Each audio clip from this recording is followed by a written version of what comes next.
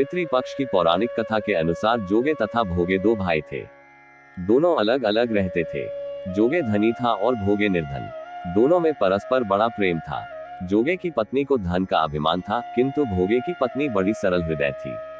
पितृपक्ष आने पर जोगे की पत्नी ने उससे पितरों का श्राद्ध करने के लिए कहा तो जोगे इसे व्यर्थ का कार्य समझकर टालने की चेष्टा करने लगा, किंतु उसकी पत्नी समझती थी कि यदि ऐसा नहीं करेंगे तो लोग बातें बनाएंगे। फिर उसे अपने मायके वालों को दावत पर बुलाने और अपनी शान दिखाने का यह उचित अवसर लगा। अतः वह बोली, आप शायद मेरी परेशानी की वजह से ऐसा कह रहे हैं, किंतु इसमें मुझे कोई परेशानी नहीं होगी।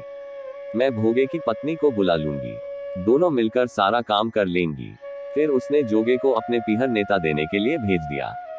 दूसरे दिन उसके बुलाने पर भोगे की पत्नी सुबह सवेरे आकर काम में जुट गई। उसने रसोई तैयार की, अनेक पकवान बनाए, फिर सभी काम निपटाकर अपने घर आ गई। आखिर उसे भी तो पितरों का श्राद्ध तर्पण करना था। इस अवसर पर न जोगे की पत्नी ने उसे रोका, न वह रुकी। शीघ्र ही दोपहर हो गई। पितर भूमि पर उतरे। जोगे भोगे के पितर पहले जोगे के यहाँ गए तो क्या देखते हैं कि उसके ससुराल वाले वहां भोजन पर जुटे हुए हैं। निराश होकर वे भोगे के यहाँ गए। वहां क्या था, मात्र पितरों के नाम पर अगियारी दे दी गई थी। पितरों ने उसकी राख चाटी और भूखे ही नदी के तट पर जा पहुंचे। थोड़ी देर में सारे पितर इकट्ठे हो गए और अपने अपने यहाँ के श्राद्धों की बढ़ाई करने लगे। जोगे भोगे के पितरों ने भी अपनी आपबीती सुनाई। फिर वे सोचने लगे, अगर भोगे समर्थ होता तो शायद उन्हें भूखा न रहना पड़ता, मगर भोगे के घर में तो 2 जून की रोटी भी खाने को नहीं थी। यही सब सोचकर उन्हें भोगे पर दया आ गई। अचानक वे नाचकर गाने लगे, भोगे के घर धन हो जाए, भोगे के घर धन हो जाए। सांझ होने को हुई।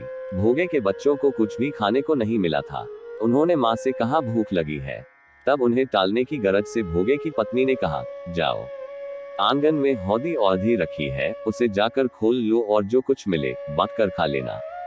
बच्चे वहां पहुंचे तो क्या देखते हैं कि हौदी मोहरों से भरी पड़ी है। वे दौड़े दौड़े माँ के पास पहुंचे और उसे सारी बातें बताई। आंगन में आकर भोगे की पत्नी ने यह सब कुछ देखा तो वह भी हैरान रह गई। इस प्रकार भोगे भी धनी हो गया, मगर धन पाकर वह घमंडी नहीं हुआ। दूसरे साल का पितृपक्ष आया। श्राद्ध के दिन भोगे की स्त्री ने 56 प्रकार के व्यंजन बनाए।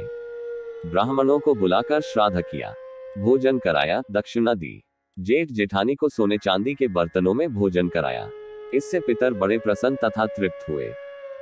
अगर कहानी अच्छी लगी हो तो लाइक और शेयर करें, और ऐसी ही रोचक कहानियों का रसपान करने के लिए हरि कथामृत चैनल को सब्सक्राइब करना न भूलें और हमसे जुड़े रहें।